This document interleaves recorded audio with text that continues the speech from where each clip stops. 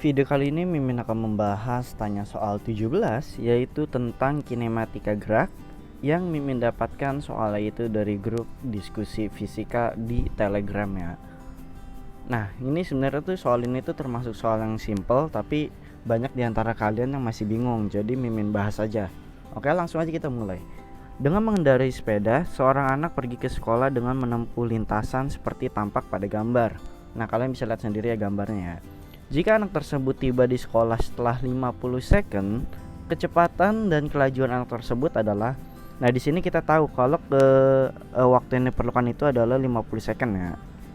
Oke. Nah, yang ditanya adalah kecepatan dan kelajuan. Nah, kita tahu kalau kecepatan dan kelajuan itu adalah suatu besaran yang berbeda ya. Kalau kecepatan itu besaran vektor, sedangkan kelajuan itu adalah besaran skalar. Jadi ini kita suruh menghitung dua-duanya. Oke, langsung aja kita jawab. Jadi kalau kita lihat dari gambarnya itu kan seperti ini ya.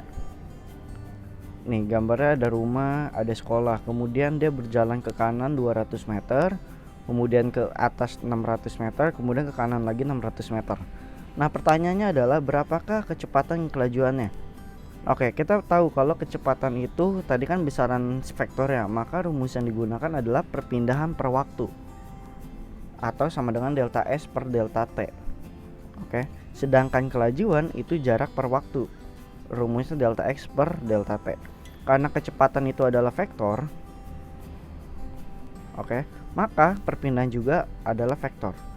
Kelajuan itu skalar, maka jarak itu adalah skalar juga.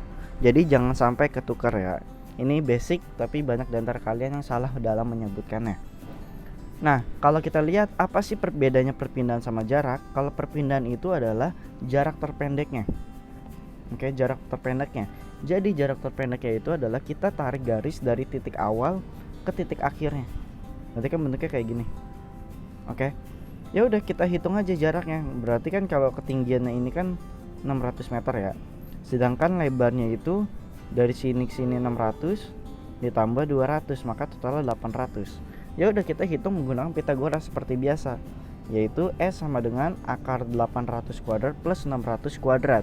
Kalau kalian hitung dan kalian mungkin udah terbiasa mengerjakan soal Pitagoras, maka langsung didapatkan hasilnya itu 1000 meter. Ya udah, 1000 meter ini adalah jarak terpendeknya. Ya udah, kita masukin ke rumus, yaitu 1000 per 50 waktu yang diperlukan yang sesuai di soal ya. Ya udah, didapatkan V-nya itu 20 meter per second aja. Udah gitu doang. Nah, kalau kelajuan itu yang kita gunakan adalah jarak.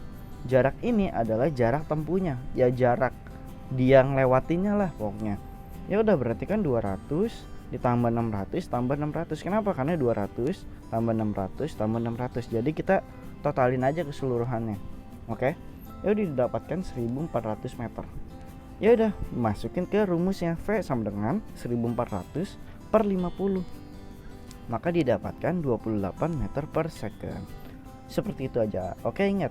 Jadi kecepatan itu besaran vektor, perpindahan itu besaran vektor. Kelajuan dan jarak adalah besaran skalar. Mungkin kalau kalian ada yang bingung bedanya skalar sama vektor adalah, kalau vektor dia punya arah dan nilai. Oke.